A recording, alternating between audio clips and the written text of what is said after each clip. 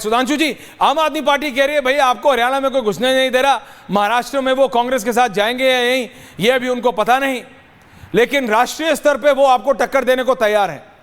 आज का मेरा डिबेट का टॉपिक भी सुधांशु जी यही था कि नेशनली स्पीकिंग, नेशनल पर्सपेक्टिव में एक बीजेपी है, नरेंद्र मोदी है, कांग्रेस है, राहुल गांधी है, कांग्रेस क्लियर है, और एक तीसरी पार्टी जो इनके खिलावा नेशनल है इनके अलायंस में, वो है आम आदमी पार्टी।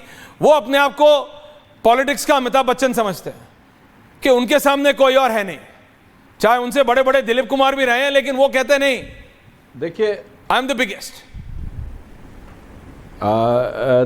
देखिए, आपने संजीव झा जी से ये सवाल पूछिए, उनके साथ ज्यादती की है, उनकी दुखती रग पे हाथ धरा है।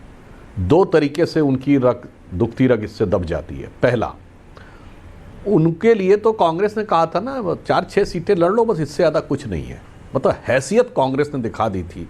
तो अब मानी बात है, इतना मान सम्मान अपना किनारे रख के तो कोई पार्टी इतनी आसानी से गठबंधन करेगी नहीं, मगर उससे पहले इन्होंने कांग्रेस को हैसियत दिखाई थी। देखिए, बदलाव अब एक ऐसी चीज़ हो गई है, अगर किसी को वो कहेंगे कि आदमी पलट जाता है तो आज आम आदमी पार्टी उसका पर्याय है। हम मौसम के साथ बदलते हैं, गर्मी थी तो कांग्रेस के साथ गठबंधन था, दिल्ली में बरसात आई, पहला घोषणा किसने की? कांग्रेस ने नहीं की। आम आदमी पार्टी ने कहा कि हमारा गठबंधन सिर्फ लोकसभा के लिए था, बाकी हम अलग।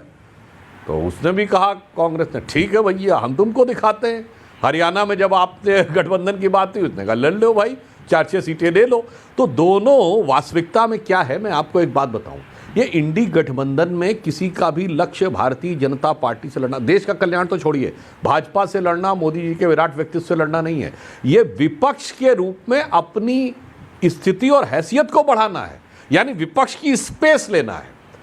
आम आदमी पार्टी का ये विचार है कि अगर वो इस ढंग से आगे बढ़ते रहेंगे, और ये सच है कि ये कांग्रेस के अलावा भारत की एकमात्र विपक्षी पार्टी, इसकी 2 राज्यों में सरकार है, 1 से अधिक राज्य में सरकार है, तो इनका लक्ष्य है कि आगे हम विपक्ष की स्पेस ले लें, और उसके लिए जितने भी प्रकार के साम दाम दंड भेद छल प्रपंच जो होगा सब तैयार है। मैं एक लाइन में कहना चाहूंगा, सिद्धांत के लिए लोग आए थे, हम 1951 में बने, आज 73 साल हो गए, कभी कांग्रेस से समझौता नहीं किया।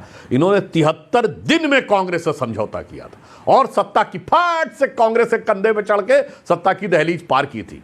तो इसलिए, और फिर देखिए, फिर कहा था 49 दिन की सरकार के बाद गलती हो गई, आप दोबारा नहीं करेंगे, फिर किया 2024 के चुनाव में, फिर चारों खाने चित गिरे, 7 में शून्य हो गए, फिर कर, कोई बात नहीं, ये उनका स्टाइल है। और मैं एक और बात कहना चाहूंगा, संगत का प्रभाव कैसा होता है। प्रियंका जी, ऐश्वर्य जी, एक जमाने में ये लोग कहते थे जब मनमोहन सिंह जी प्रधानमंत्री थे कि ये रिमोट से प्रधानमंत्री चला रहे हैं, सुपर प्राइम मिनिस्टर तो इंदिरा जी हैं। अभी पिछले वर्ष संसद के दौरान जब मैं राज्यसभा में भाषण दे रहा था, तो ये विपक्ष के लोग क्या कहते थे NCT bill pay, super CM बनना चाहते हैं एलजी, सुपर सीएम। आज क्या हो गया साहब, कांग्रेस की फितरत कैसे दिल पे छाई है कि आज बताइए, आतिशी खुद बोल रही हैं कि भाई असली सीएम तो केजरीवाल है, तो संविधान खतरे में नहीं है।